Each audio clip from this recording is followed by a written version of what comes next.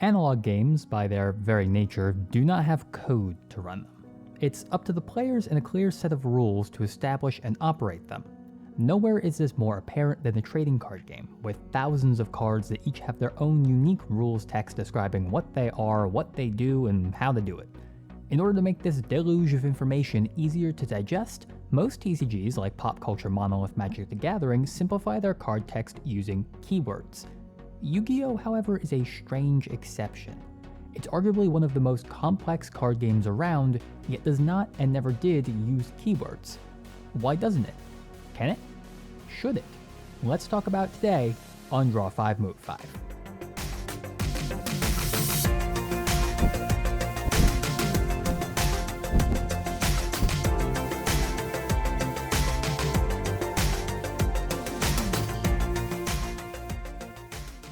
Hey everyone, and welcome to the table. My name is Gabe, and this is Draw 5 Move 5, the show where we draw connections between the mechanics behind our favorite games. It's fair to say people haven't gotten out much in the last year. This has had a massive effect on most trading card games and their competitive scenes, including Yu-Gi-Oh, where tournaments and content have been scarcer than usual. Many Yugi-tubers, as we so fondly call them, went deep in the tank to try and craft entertaining, apocalypse-proof new series for their audiences. Enter the Progression series. Devised by Simo and Nim, this series sparked a content boom in the Yu-Gi-Oh community, and a ton of interest in older formats. More eyes than ever are looking at old cards with weird wording that's been updated over the years, and some that still don't make sense. I'll go for last turn, and unfortunately, because I don't have a monster, I believe this forces a draw. What?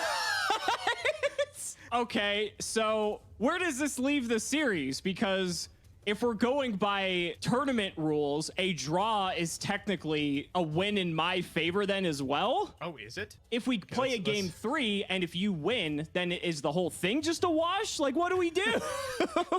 This has caused an immediate problem. The complexity many cards had, and still have in the game of Yu-Gi-Oh, begs the question of how to simplify the game so new players can get on board more effectively.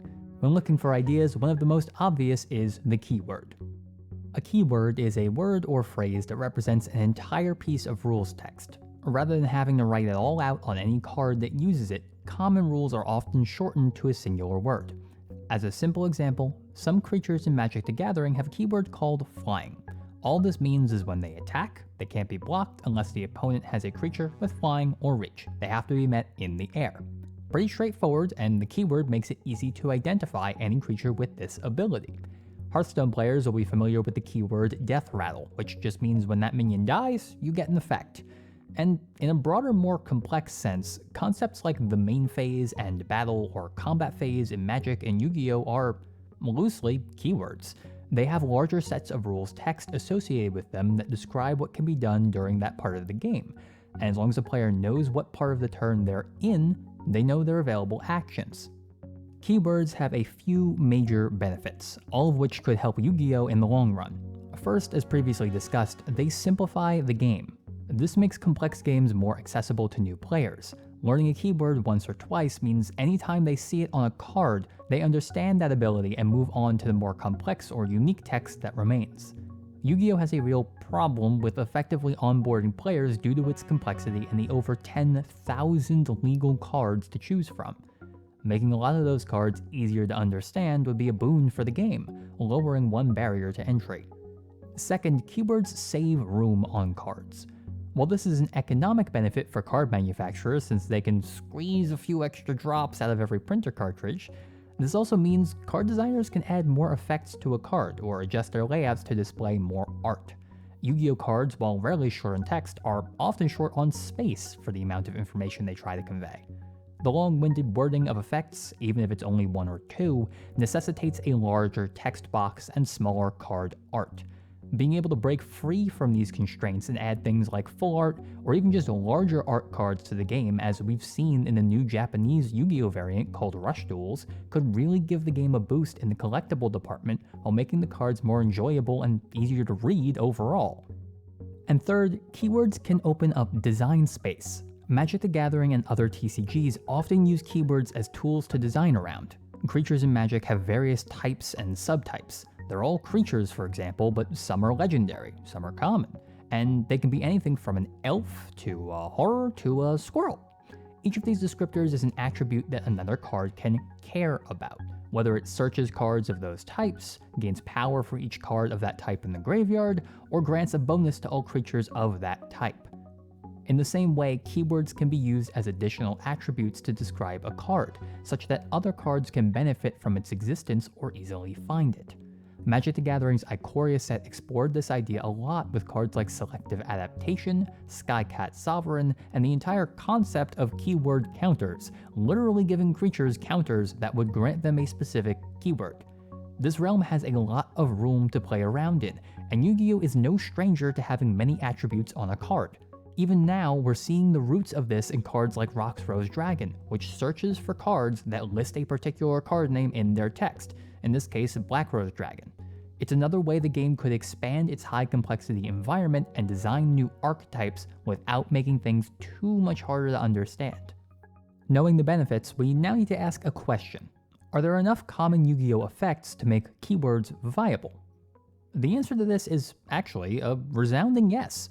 Using Magic the Gathering as an example, many creatures have keywords describing a static ability, a feature of the card that is either always on or turned on when a condition is met. Keywords like these include the likes of Flying, Indestructible, and Trample. Yu-Gi-Oh! Actually has many comparable static abilities, which could be keyworded in a similar way. For example, creatures with Trample in MTG, like Siege Rhino, deal excess combat damage to their opponents if their power is greater than the toughness of the blocker.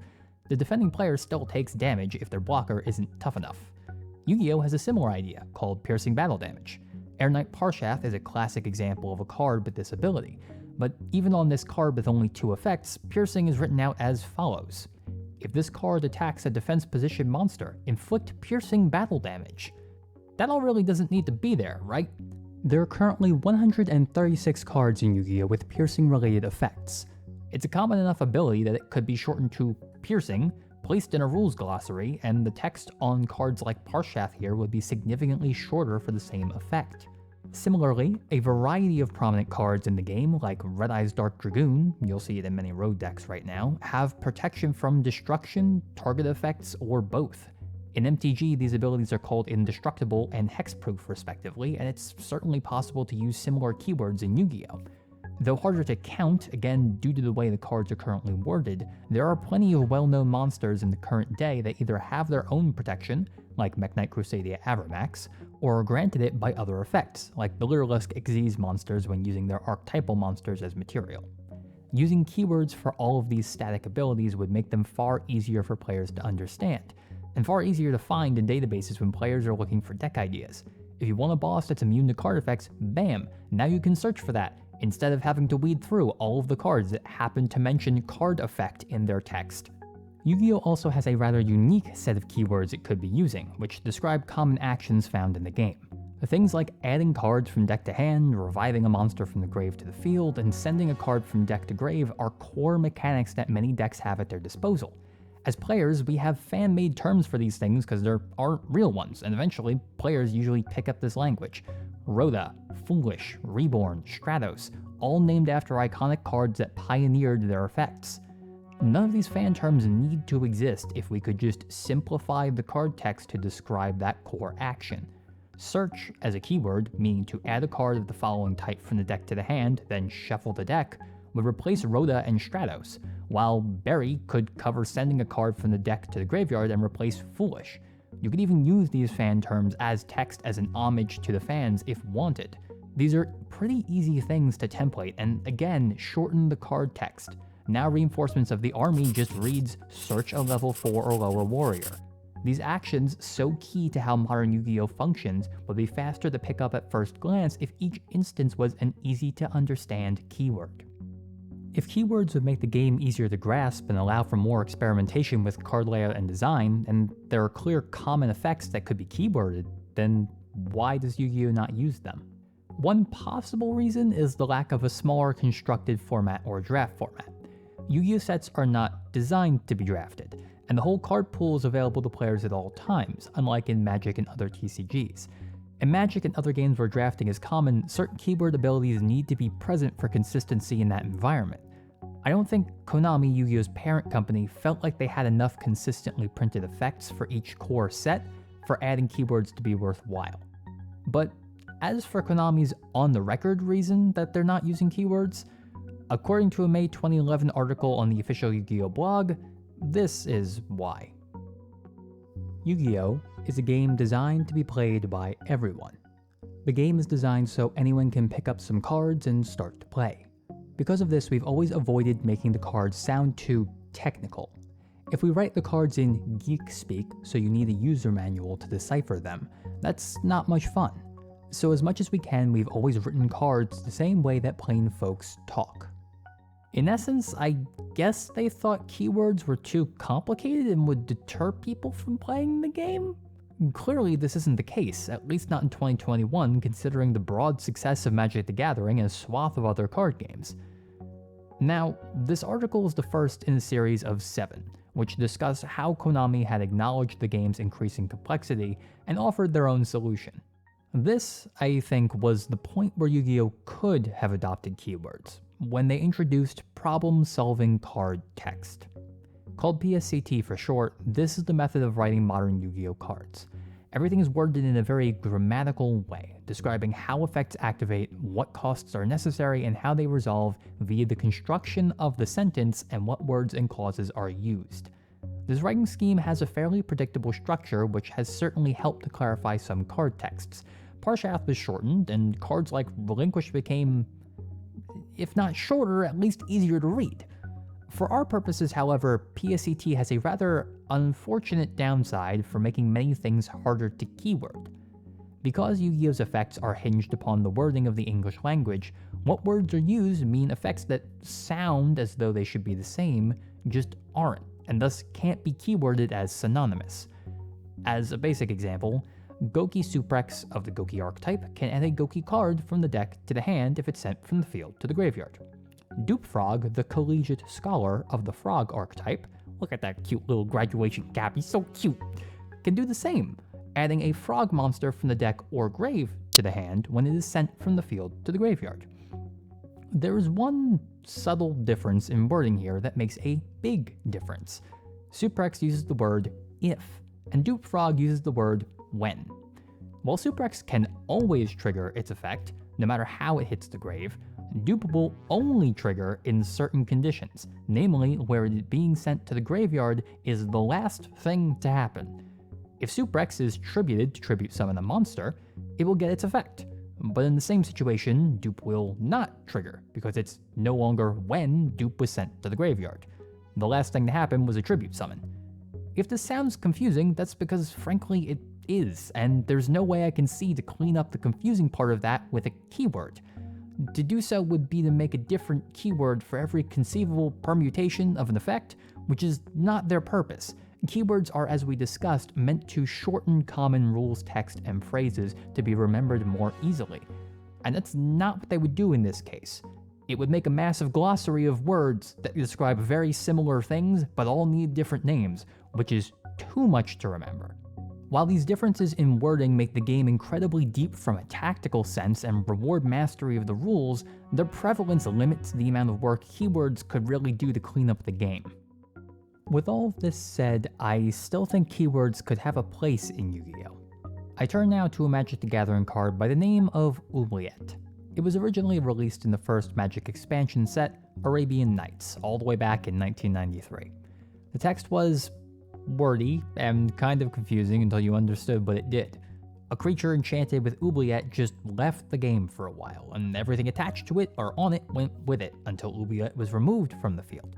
The modern printing of the card in Double Masters introduced much more succinct wording, which utilized a keyword action called phasing initially introduced in Mirage in 1996 and tinkered with a bit since. Teferi's Protection and the Planeswalker's various cards are its most common examples.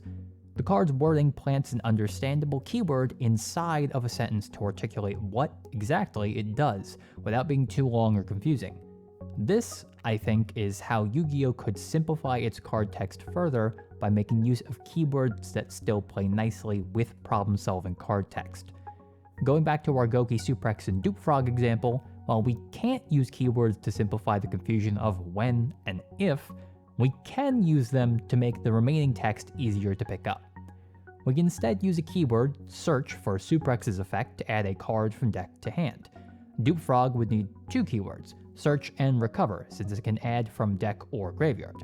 The text cleans up pretty nicely when we use these keywords. Suprex now reads, if this card is sent from the field to the graveyard, you can search one Goki card. And Dupe now reads, when this card is sent from the field to the graveyard, you can search or recover one frog monster. Both cards are shortened by 6 to 7 unnecessary words, so it's easier to focus on the differences in these effects and the remaining parts for each card. Additionally, there are enough static abilities in the game, things like piercing, battle immunity, card effect protection, so on, things we've talked about already, that these parts of cards don't even need to be in sentences. Keywording them out like we previously discussed wouldn't interfere with PSCT. There are plenty of descriptors already sitting at the top of a Yu-Gi-Oh! Text box, and adding one or two more underneath to save lines of text wouldn't hurt at all. This combined method, in my eyes, has some real potential. But will Yu-Gi-Oh! Ever adopt keywords? To be honest, I doubt it. This would be another major revamping of card text, something that Konami isn't very keen on, especially when, in their eyes, the change would further complicate the game with geek speak.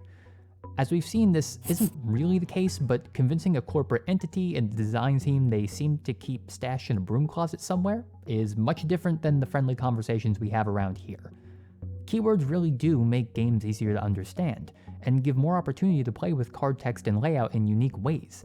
Yu-Gi-Oh! Can learn from other games, like Magic the Gathering, putting spins on this space and complexity reducing feature for their own benefit.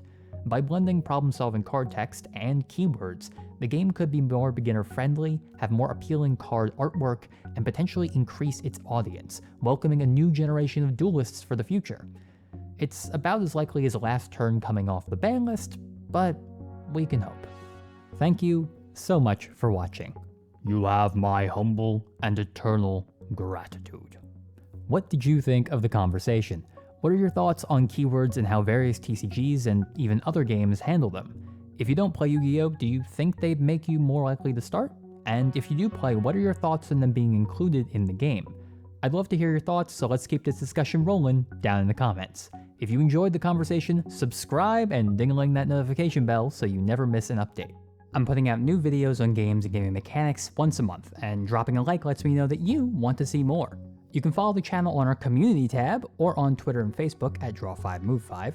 It's the best way to find any important announcements, get hyped for new videos, and see any other useful game design content I've come across. My name is Gabe, this is Draw5Move5, and until next time, go have a good game.